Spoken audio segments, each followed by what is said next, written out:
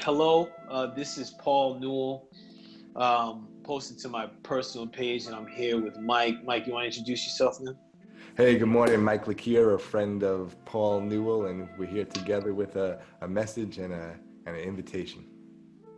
Bless up, man. And Mike, listen, this cat is more than a friend, man. This is my timeless brother, man. We connected, and he's one of my Mankind Project brothers, man. And he's my brunch brother too, because we go out before this whole quarantine thing. We'd go out and we'd have conversations. And Mike, I consider Mike one of the fellow warriors in Jazz Army. And what I mean by that, he's one of those guys, like I can see in his eyes and I can feel in his heart. This dude is here for equity and equality for all people.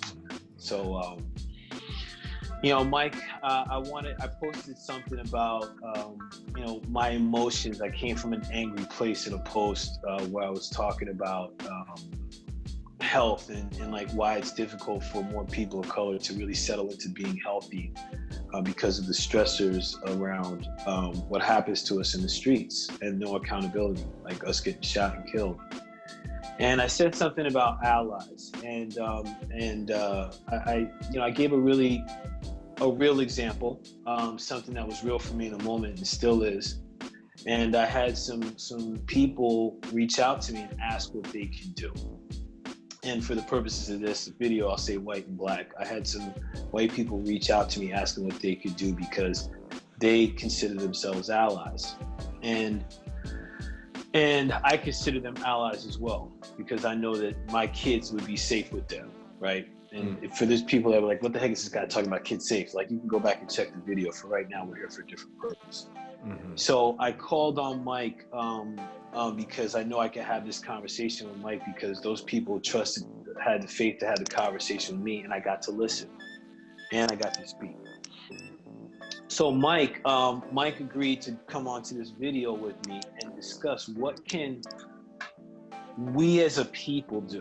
So Mike and I are going to talk about, for both parties, for black and white, what's one of the main things that we can do in this. And the thing that I was coming to Mike with is a safe place to be that's judgment free. So I'm going to have my comments on that. I spoke long enough. Mike, I'd like, if you can, man, can you share first, can you share based on a little bit about what you do as far as social justice, and then like your response to what's happening, and then we can dive into what can be done if you're open to doing that. Yeah, sure. Thanks, Paul. So I said friend, right? And friend is a word that we use very loosely in our culture, right? So yeah, so more than that, right? When I met Paul at the Mankind Project, there was a connection, and we kind of unpacked that connection. There was really the shared value for justice, for humanity, for healing, right? And that's where we're connecting, and that's what brings us here today, because to build, So, reactions to what is going on now. We have yet another instance of racial hatred, racial oppression that's at the forefront and is impacting us all. And when Paul reached out to me to say, hey, a lot of white people are contacting him, what could we do? That's very, inspiring to me, because we want to get together. We want to create a critical mass of white people who say enough, a critical mass of white people leading with their hearts, who want to reclaim our humanity, who want to create the world that we want for our kids, but for everybody, right? That same love, to lead with that same kind of love. So I'm involved with racial justice work. It's been my sort of guiding value for the last, at least, I claim 1991 as sort of my official entry with the unrest in Crown Heights is really what brought me into the movement. And most recently, I work with a group, an organization called White People Confronting Racism, in which we do a 3-day workshop where white people get together to take a look at themselves, how our socialization, how racism plays out in our lives, and what can we start to do about it to be a force for justice. So I see this conversation now as an extension of that whole mission and vision. And really, to me, the best case scenario from this conversation is that other white people are going to click or comment or reach out and say, hey, let's get together. And it's really not an advertisement for my workshop, but even to create like a circle, a Zoom circle that we can get together, and that we can get together. We can have a space where these spaces are few and far between. We need these spaces to be the norm. When these spaces become the norm, that becomes the tipping point in my estimation, right? So this is to put another weight on that side of the scale of justice. No, thank you, brother, man. Appreciate you for this, man. And I'm thank you for expressing the intention too, because Mike, that's exactly what I'm looking to do for this too, is start to create these circles. So what our thoughts are as far as what we both were talking about for both parties, for white people to have those circles, to be judgment free, to express.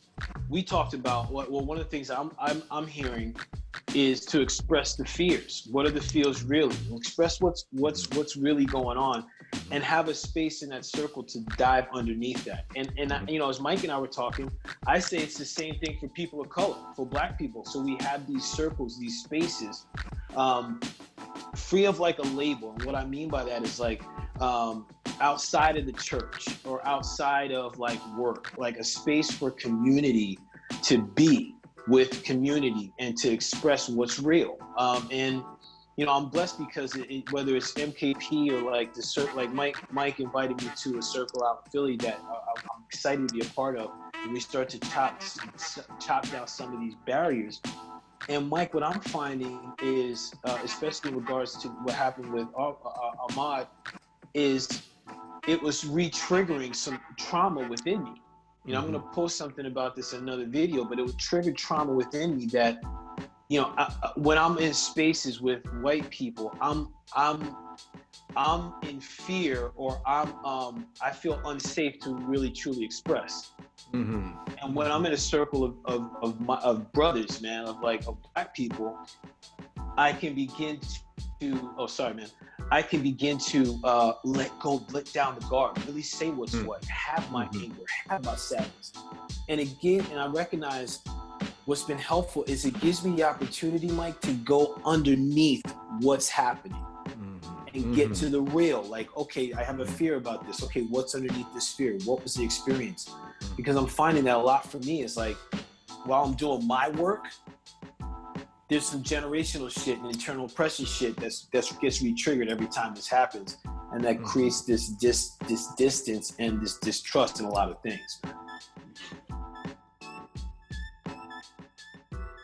Blessings to the ancestors. Bless up, bless up, bless up.